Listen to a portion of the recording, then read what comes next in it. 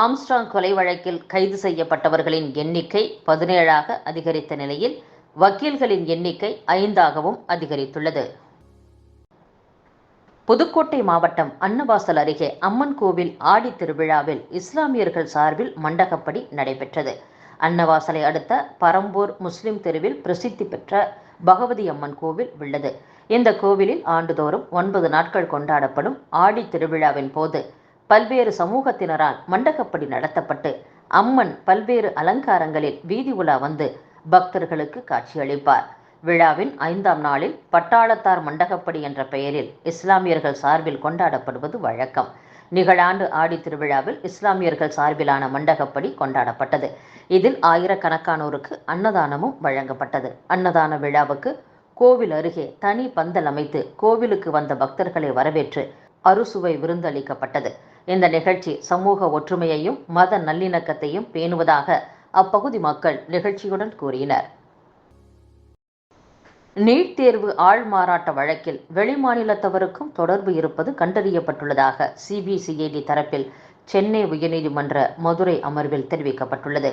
கடந்த 2019ஆம் ஆண்டு நடைபெற்ற நீட் தேர்வில் ஆள்மாறாட்டம் செய்து தேர்ச்சி பெற்று சென்னையைச் சேர்ந்த மாணவர் தேனி அரசு மருத்துவக் கல்லூரியில் சேர்ந்தது தெரியவந்தது. இது தொடர்பான விசாரணையில் மேலும் சில மாணவர்கள் ஆள்மாறாட்டம் செய்து நீட் தேர்வு எழுதியது தெரியவந்தது. இந்த விவகாரம் நாடு முழுவதும் பெரும் அதிர்வலைகளை ஏற்படுத்தியதால் இந்த வழக்கு சிபிசிஐடிக்கு மாற்றப்பட்டது குறிப்பிடத்தக்கது. திருச்சி தனியார் நட்சத்திர தங்கும் விடுதியை கையகப்படுத்த மேற்கொள்ளப்பட்ட நடவடிக்கைக்கு விதிக்கப்பட்ட தடையை எதிர்த்து தமிழக சுற்றுலா வளர்ச்சி கழகம் சார்பில் சென்னை உயர்நீதிமன்ற மதுரை அமர்வில் மேல்முறையீட்டு மனு தாக்கல் செய்யப்பட்டது. இந்த மேல்முறையீட்டு மனு மீதான விசாரணை ஜூலை 30ஆம் தேதிக்கு ஒத்திவைக்கப்பட்டுள்ளது. தென்னிந்திய சிறுநீரக அறுவை சிகிச்சை மருத்துவர்கள் சங்கத்தின் 35வது மாநாடு மதுரை துவாரகா பேலஸ் அரங்கத்தில் ஜூலை 26, 27, 28 ஆகிய 3 நாட்கள் நடைபெறவுள்ளது. சிவகாசி கிருஷ்ணபேரியில் ஜக்கம்மாள் கோவிலுக்கு சொந்தமான நிலத்திற்கு தனிநபர்கள் பெயரில் வழங்கிய பட்டாவை 3 வாரங்களில் ரத்து செய்ய வேண்டும் என்று உயர்நீதிமன்ற மதுரை கிளை உத்தரவிட்டுள்ளது. மதுரை மாட்டுத்தாவணியில் உள்ள தனியார் ஆம்னி பேருந்து நிலையத்தில் பேருந்து ஓட்டுநரை கட்டி வைத்து தாக்கிய சம்பவம் தொடர்பாக பேருந்து நிறுவன உரிமையாளர் மீது போலீசார் வழக்கு பதிவு செய்து விசாரித்து வருகின்றனர். விழுப்புரம் மாவட்டம் மரக்காணம் அருகே 10 வயது சிறுமியை பாலியல் வன்கொடுமை செய்து கொலை செய்த வழக்கில் கைதான இளைஞருக்கு வாழ்நாள் சிறை தண்டனை விதித்து விழுப்புரம் போக்சோ நீதிமன்றம் தீர்ப்பளித்துள்ளது. ஜாதிவாரி கணக்கெடுப்பை வலியுறுத்தி தமிழகத்தில் 2 மாதங்களில் பாமக மிகப்பெரிய போராட்டத்தை நடத்தும் என்று அக்கட்சியின் நிறுவனர் டாக்டர் ராமதாஸ் தெரிவித்துள்ளார். முதலமைச்சர் மு.க. ஸ்டாலினை தலைமை செயலகத்தில் சந்தித்து ஜாதிவாரி கணக்கெடுப்பின் அவசியம் குறித்து 35 நிமிடங்கள் விளக்கினேன். மக்களுக்கு உங்களை தவிர யாரும் நன்மை செய்ய மாட்டார்கள் எனவும் தெரிவித்தேன். ஆனால் எதுவும் நடக்கவில்லை. தமிழகத்தில் ஜாதிவாரி கணக்கெடுப்பு நடத்த வேண்டும் என கேட்டால் மத்திய அரசை கை காட்டும் முதல்வர் நமக்கு தேவையில்லை. 2 மாதங்களுக்கு பின்னர் தமிழகத்தில் மிகப்பெரிய போராட்டம் நடைபெறும்.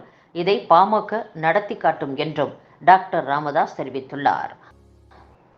கடலூரில் எந்தவித பாதுகாப்பு உபகரணங்களும் இன்றி தொழிலாளி புதை சாக்கடை குழியில் பணியில் ஈடுபடுத்தப்பட்டதற்கு அரசியல் கட்சிகள் கண்டனம் தெரிவித்துள்ளன. தமிழகத்தில் மின்கட்டண உயர்வை திரும்பப் பெற வலியுறுத்தி தருமபுரி, கிருஷ்ணகிரியில் தேமுதிக மற்றும் மார்க்சிஸ்ட் கம்யூனிஸ்ட் கட்சி சார்பில் கண்டன ஆர்ப்பாட்டம் நடைபெற்றது. தமிழக அரசால் உயர்த்தப்பட்ட மின் கட்டணத்தை திரும்பப் பெற வேண்டும். தனியார் மின் உற்பத்தியை ஊக்குவிக்க கூடாது. அரசு மின் உற்பத்தி திட்டங்களை உடனடியாக செயல்படுத்த வேண்டும். ஒகேனக்கல் மின் உற்பத்தி திட்டத்தை உடனே தொடங்க வேண்டும். காற்றாலை, சூரிய சக்தி உள்ளிட்ட மாற்று முறையில் மின் உற்பத்தியை பெருக்க நடவடிக்கை எடுக்க வேண்டும். மாதந்தோறும் மின் கட்டண கணக்கீட்டை நடத்த வேண்டும் என்பன உள்ளிட்ட பல்வேறு கோரிக்கைகளை வலியுறுத்தி ஆர்ப்பாட்டம் நடைபெற்றது. நாட்டில் மொத்த வேலைவாய்ப்பு கடந்த 6 நிதியாண்டுகளில் 35% மேல் அதிகரித்து கடந்த மார்ச் மாதம் நிலவரப்படி 64.33 கோடியாக உள்ளது என மாநிலங்களவையில் மத்திய அரசு அளித்த பதிலில் தெரிவிக்கப்பட்டுள்ளது. சீன வெளியுறவுத்துறை அமைச்சர் வாங் யியை இந்திய வெளியுறவுத்துறை அமைச்சர் ஜெய்சங்கர் சந்தித்து பேசினார். அப்போது எல்லை ஒப்பந்தங்களை மதித்து இருதரப்பு உறவுகளில் ஸ்திரத்தன்மையை உறுதி செய்யுமாறு அவர் வலியுறுத்தினார். வங்கதேசத்தில் இருந்து இதுவரை 6700 இந்திய மாணவர்கள் தாயகம் திரும்பியுள்ளதாக மத்திய அரசு தெரிவித்துள்ளது. இலங்கையில் வரும் செப்டம்பர் மாதம் 21ஆம் தேதி அதிபர் தேர்தல் நடைபெறவுள்ளதாக அறிவிக்கப்பட்டுள்ளது. பிலிப்பைன்ஸ் கடலில் மூழ்கிய எண்ணெய் கப்பலில் இருந்து 16 பேர் மீட்கப்பட்டுள்ளனர். கொலம்பியாவில் கால்பந்து மைதானம் மீது நடத்தப்பட்ட ட்ரோன் தாக்குதலில் சிறுவர்கள் உட்பட 10 பேர் உயிரிழந்துள்ளனர்.